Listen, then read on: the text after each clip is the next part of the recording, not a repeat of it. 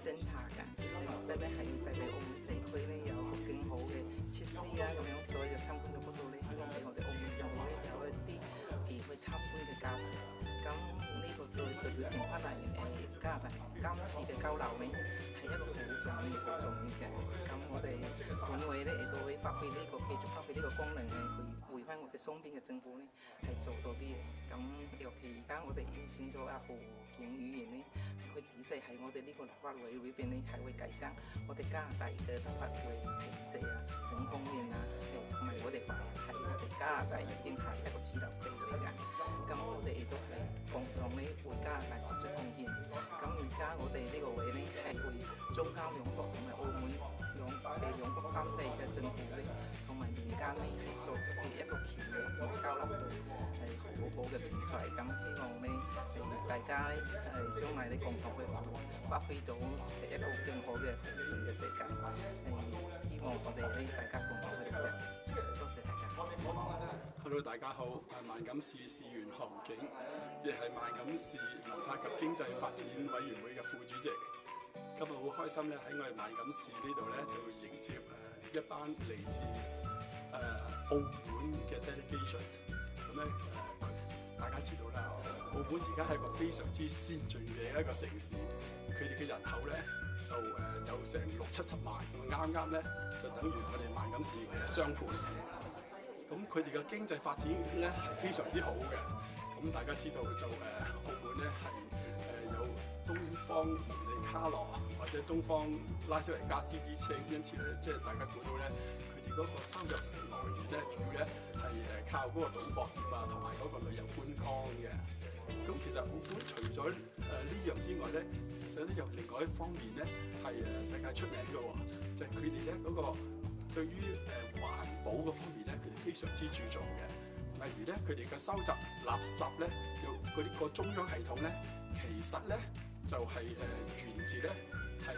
北歐、瑞典、丹麥啊嗰啲地方嘅。但係喺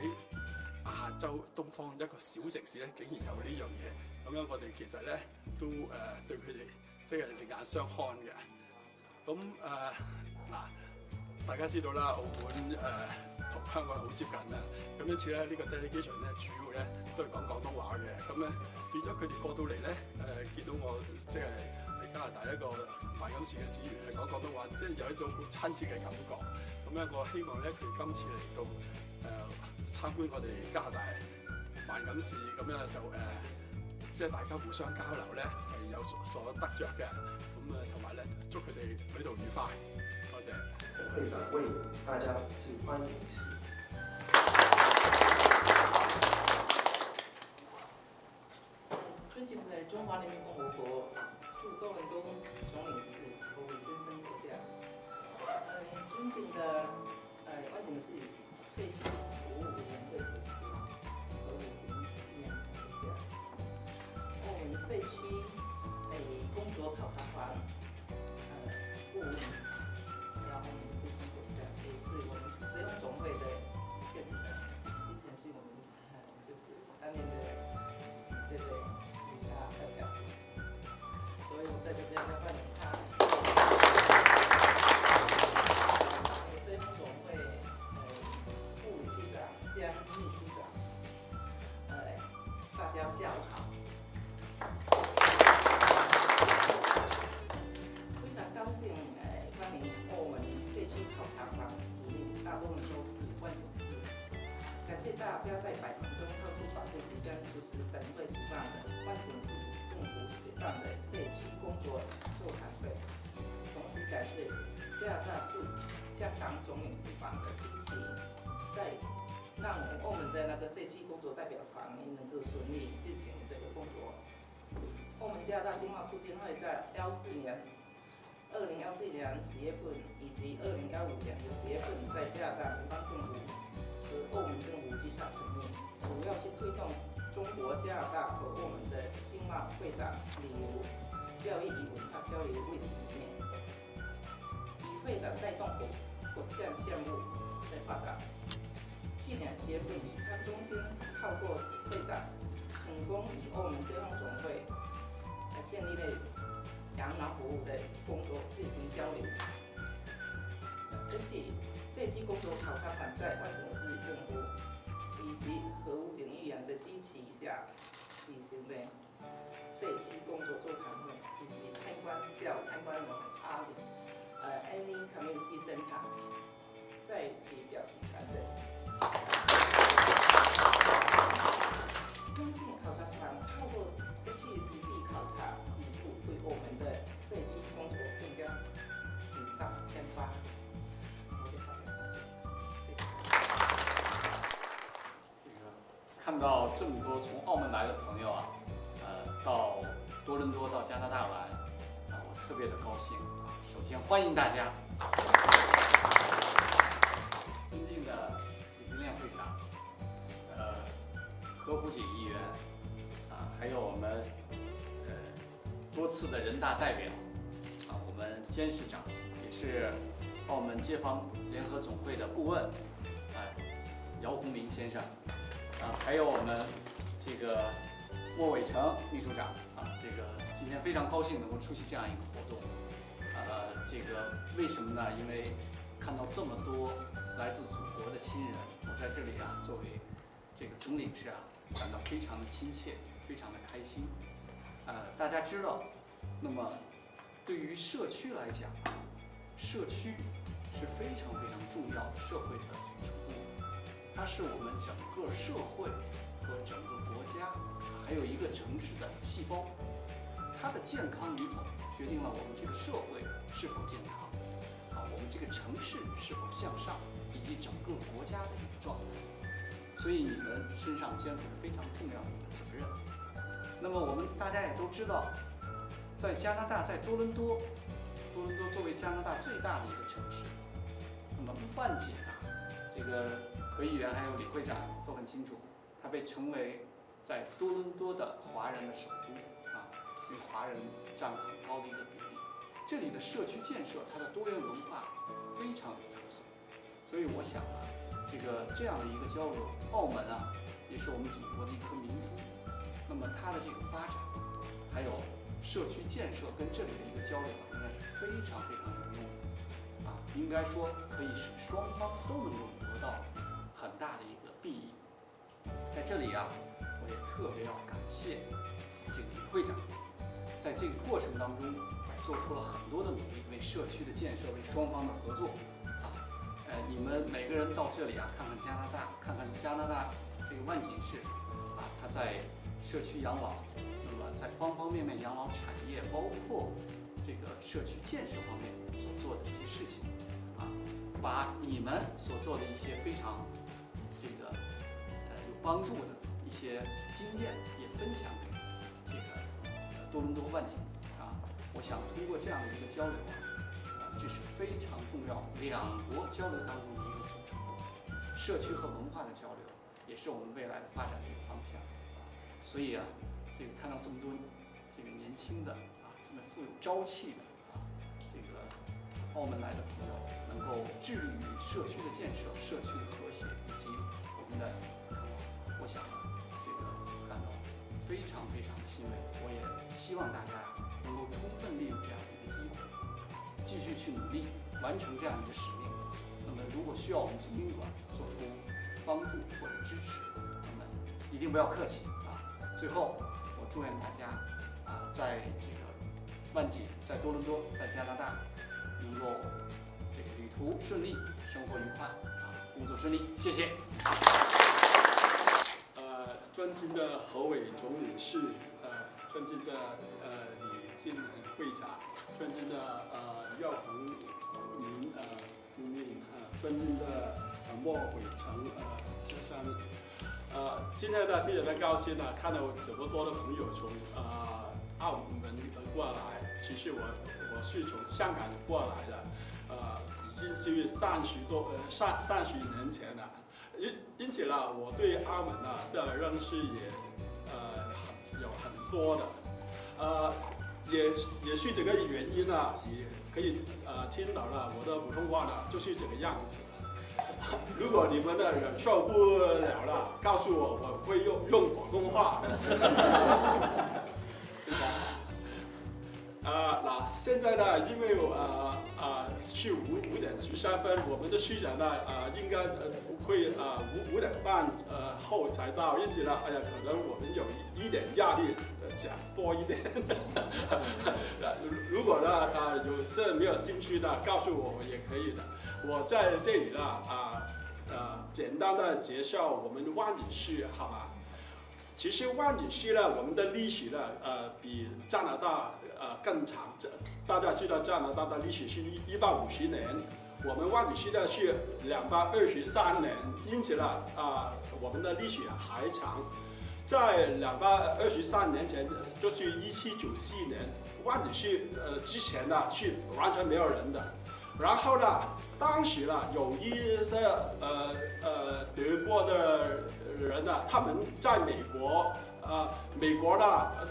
政府呢，当时呢就是告诉他们呢，你们可以在这里住，但是呢你是居客，不是地主，因此呢，他们有一点不开心呢，就跟当时我们加拿大的政府谈了如果我们到加拿大你怎么样啊？当时我们的加拿大政府呢就是好，你们过来，我们送给你地方，就是整个湾景市有212个kilometer square，送给他们呢就是64家人，全都是德裔的德国人，大概200多个人，因此呢，他们突然就成为地主，但是呢。湾景市的发展呢，也不是因为人家呢很好多，加拿大湾景市呢有一点很好的，就是我们的地呢非常的肥沃，种很多的菜，但是交通呢是一个大问题。从1794年的200个人开始，到我们湾景市呢真正改变的，就是到1976年。我们的旁边呢有一条高速公路404，有200人，到那个时候呢是5万个人，之后呢到大概1980年的时候，我们当时的市长by the way，这个 building 呢就是我们当时的市长的名字就是 Tony Roman， 他把湾景市呢，他也对湾景市呢有一个很好的愿景，就是呢要把湾景市呢发展成为一个高科技城市。他想到什么呢？就是呢把 IBM 从多伦多抓过来，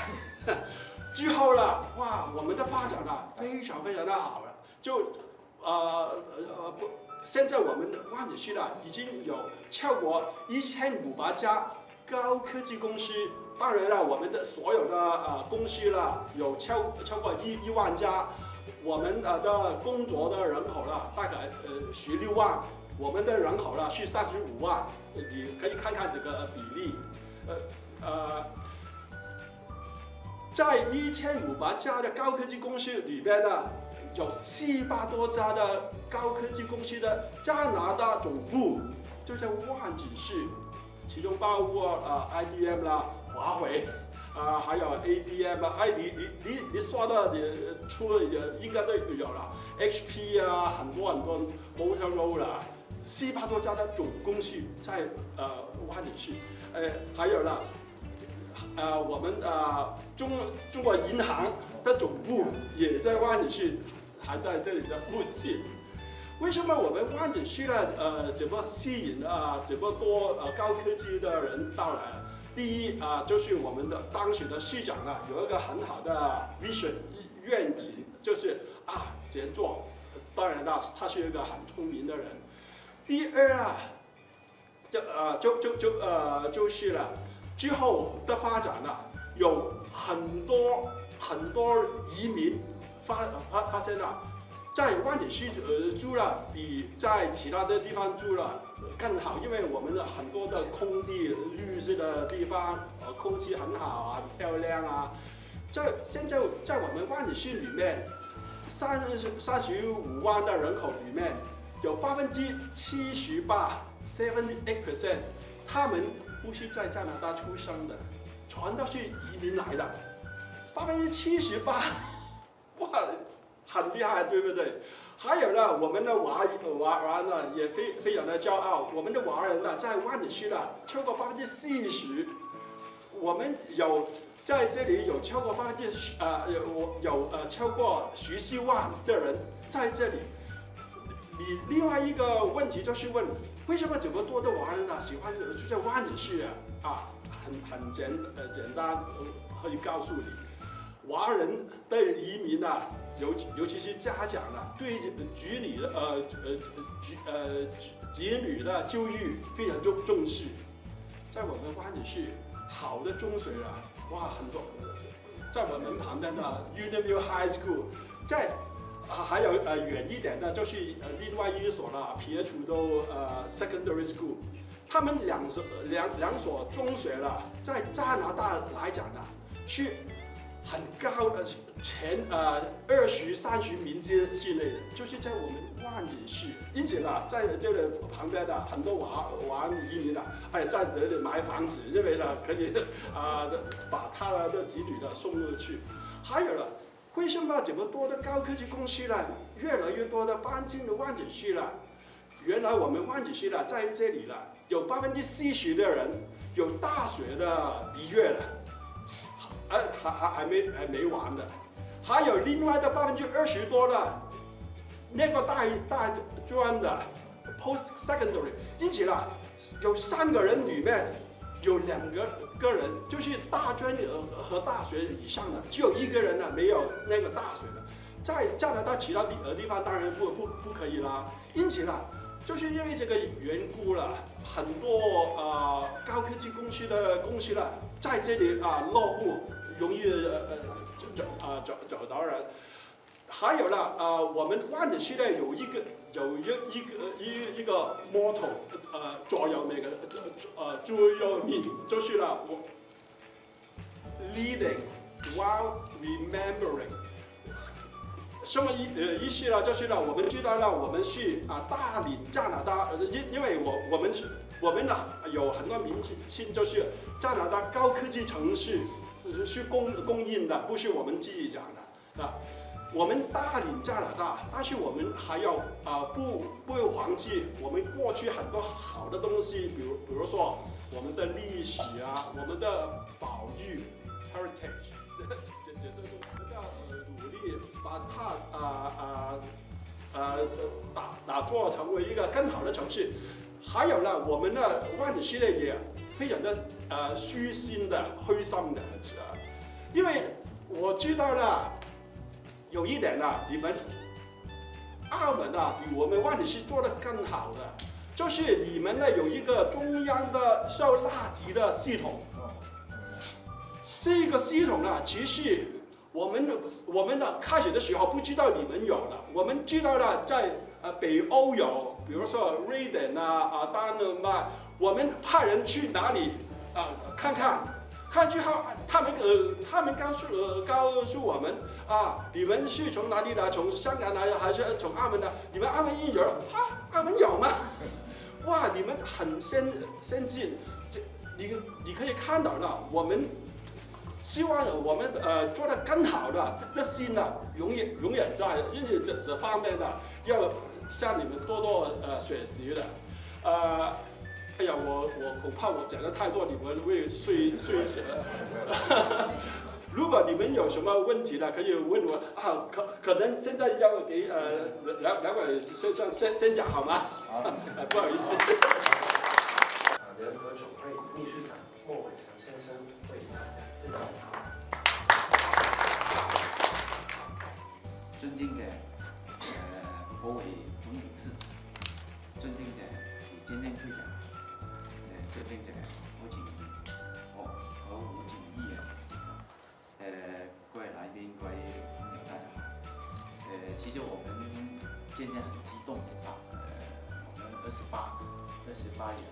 这28人是我们基层现在是前线的工作人员，他们是前线工作人员是包括我们社区工作的，也包括我们这个社区服务的，这有关就是前线的工作人员，对我们监事长姚先生的带领着我们到这里万景寺那个参观这里，感觉这里很漂亮啊，这里真的很漂亮，空气很好白天白云，好像我们是不是这个天下雨了，季节真下大雨了是吧？学校也好像小学那些也不用上课了啊，这可能天气不大好，学习这里非常之好，我们发了个信息过去，哎呀，那阳光比较好，所以我们28年到这里参观学习，这是非常的荣幸啊，多谢会长多谢那个我领事多谢议员这里给我们机会的这个，澳门街坊总会，我们成立的这是83年到现在，83年到现在差不多34年明年35年，街坊总会是一个爱国爱澳的非牟利的一个社会团体。现在澳门这个社团很多，现在澳门社团大概有8000个社团，咱们小的地方就63万人，大概有8000多个社团。街坊会成立30多年了，30多年来，秉承那个爱国爱澳、服务群众这个宗旨，为我们的澳门居民提供一个多元的服务我们现在会员大概7万多会员，我们熟沙现在到现在为止，我们熟沙有28个地区分会我们有30多个服务中心，在澳门不同的地方为澳门的居民提供这个服务。刚才我说了，我们这个工作的最主要怎么为这个居民政府之间起到这个桥梁作用，因为我们是一个社团我们是一个好像绿地或者绿地那个居委会，差不多这个功能但是我们功能也不像绿地居委会那么，居委会始终有政府的一个支持，是吧？我们自己这个民间的组织，但是我们这个服务的经费方面也有政府的这个支持我们，所以我们在社区服务这些怎么去起到政府同居民的桥梁最主要的一个作用所以我们社区工作方面，例如这个房屋的政策，还有这个交通、这个环境、卫生等等，这个我们这个方面最主要是我们地区的那个地区方规怎么去对那个民生的问题向政府提出我们的意见，提出我们的诉求。这个过程之中就有这个协调的一个作用，另外政府这个听取居民的意见，能够办好这个事情这个最主要还是这个社区工作。所以我们去年我们也参与了第6届的立法会的选举，我们的议员也成功连任我们去年得了个票也不小，12370，1万多票这个票也不小，街坊总会的工作也得到居民的支持所以议员跟我们的地区方会怎么去对地区的事务怎么去关注，所以我们见报率非常高。现在我们见报率非常高，有什么地区问题，我们第一个我们透过那个传媒方面去发表第二个方面我们去政府沟通，写信的怎么去沟通。所以这个议员跟我们地方地区前线在这里前线工人怎么去配合令到居民的民生问题能够得到这个解决，这是一个重要的一个工作。另一个方面，我们这街坊总会现在以前是全国人大现在我们的理事长是全国人大我们的议员是全国政协我们下面还有不小的成员，最重要的很多个成员也是参与澳门特区政府的咨询机构，咨询委员，那个北区那个领导那个北区那个周一新女士跟我现在是民政总书记孙委员现在很多人是妇女的，好吧？这个离岛的还有其他的，好吧？这他们在座的不少也参与一个政府那个计算机构，就是我们居民的意见透过那个计算机构去政府这个反映所以那个社区的有关这个个案能够杀青香港起到这个作用这个最主要的我们平常的地区工作。另一方面，我们的服务现在刚才说了，我们有30多个中心，这个中心也覆盖的范围也不小，好像我们的我们有托儿所，有小学，有中学，有这个青年中心，有社区中心，也有老人中心我们也开展这比较专业的服务。当然我们也有这个评论中，这老人家对家里有什么特别的事情，按那个钟，在我们那个总部也收到相关的信息，这能怎么去关怀，如果有问题的怎么去做救护等等，这个功能还有。当然今天我们看的那个医康中心医康中心那个安老的服务，就是非常的先进。但是我们也有那个期待症的那个服务，像我们有这个青少年还有那个社区的，还有啲家庭的即还有那个安老的等等的这服务。这些最主要我们这次这个行程最主要我们怎么去了解那个湾景市的这些服务，哪些新进的经验。所以今天早上我们也看确实哪个移动中心，还有那个刚才的社区中心，对我们这很有启发。他们他的经验也知道我们将来怎么去做好我们澳门的社会服务的工作很有帮助，所以我们感觉到不枉其行，得益非常的高所以我们希望回去之后将你们的新进的想法、新进的经验怎么带到澳门令到我们的社区服务、社区工作方面有所提升最后感谢最主要各位对我们的工作的支持，对我们经济形成的一个帮助，谢谢。So I want to say a warm welcome to the incredible delegation that we have from Macau. Welcome to the city of Markham. Lei Homa.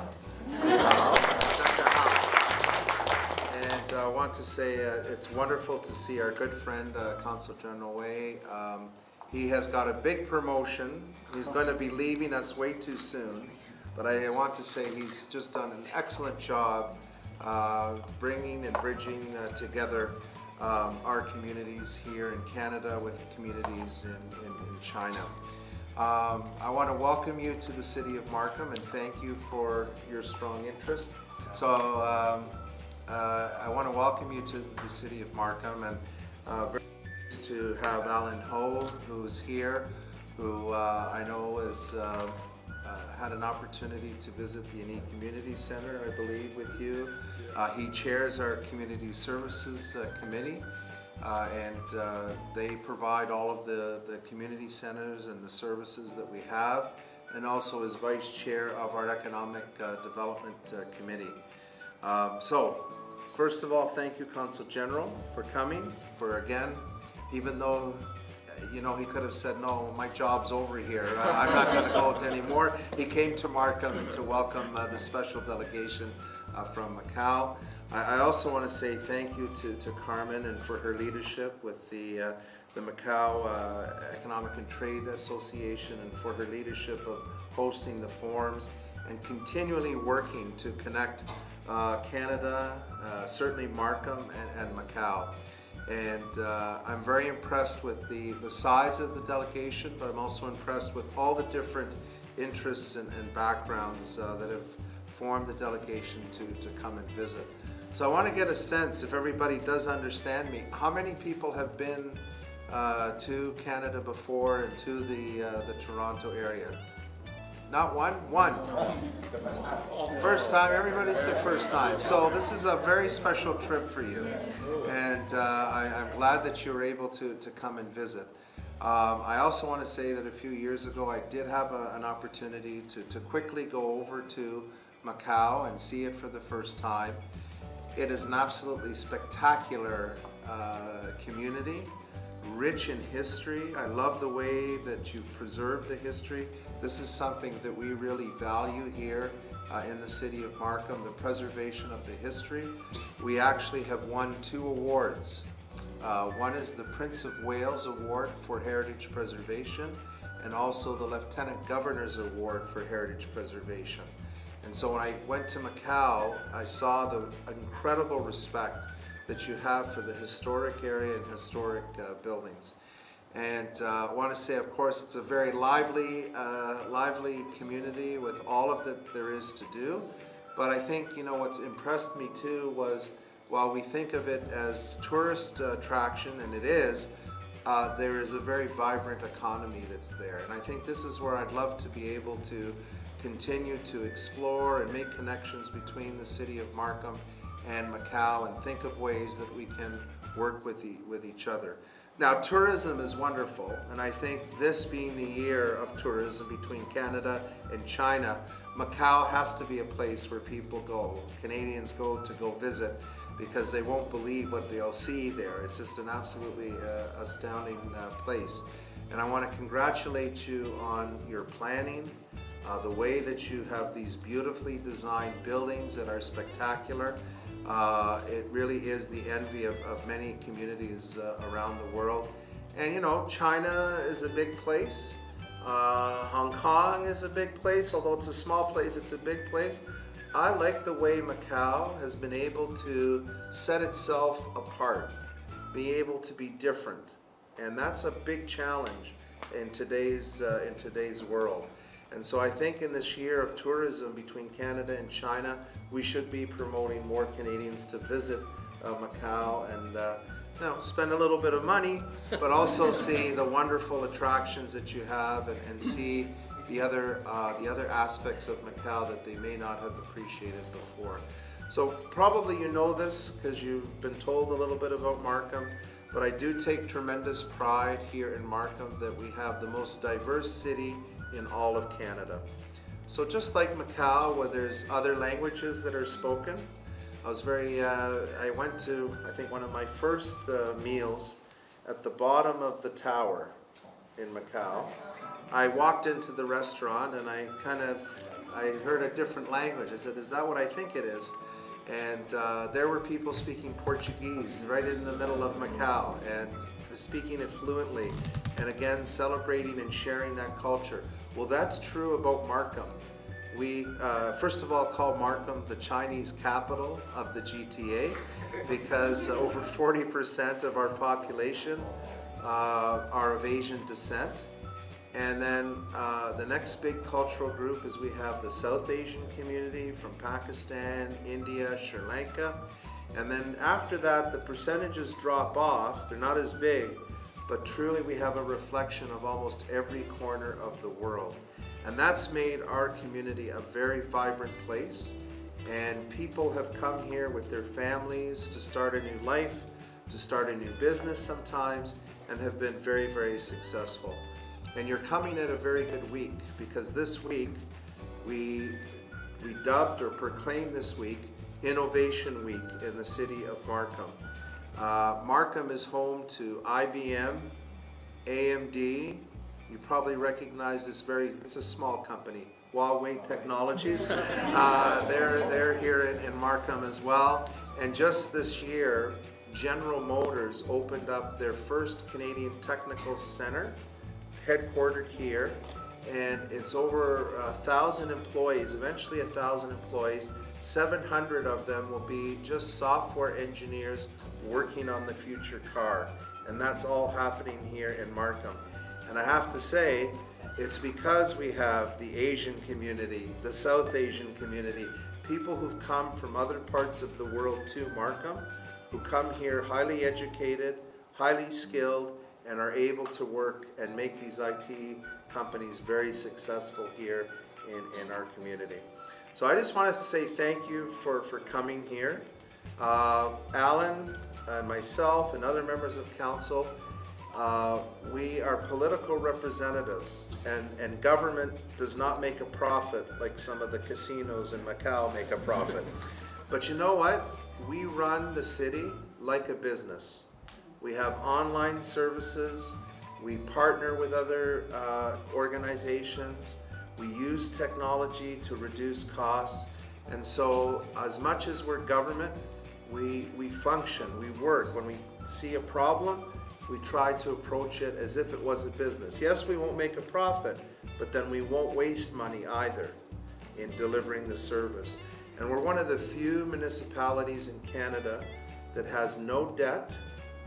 at all. All of our liabilities are completely funded, so pensions for workers, time off, everything is funded. And we have the lowest industrial commercial taxes in all of the GTA. And you'll be very difficult, maybe in China this isn't a problem, but in Canada, in Ontario, and perhaps I'll say even North America, very few municipalities think beyond the 4 years they get elected. Everybody thinks about those 4 years, but they don't think about the next 4 years and the 4 years after that and after that. We have a strategy that we put enough money away so when the time comes and we have to repair or replace our roads, our sidewalks, that beautiful Ani Community Center that you went to, we start to put money away so when it has to be replaced or repaired in 25 years, we have the money. It's not something we say, oh, let other generations, the future generations, figure out how they're going to have to pay for it. So I thank you for coming. I want to say a special thank you once again to Carmen and the Macau Association for all the work that they've done. And I also want to say I'm very pleased that the Macau Neighborhood Association has worked with the Yihong to provide a greater service to seniors in our community. So, you know, this is the beauty of Canada. People who've come from all over the world have actually strengthened our global connections, and I thank you for your interest, and I hope that I'll either see you in Macau one day, or one day you'll be back here in Canada to visit us once again. So thank you very much.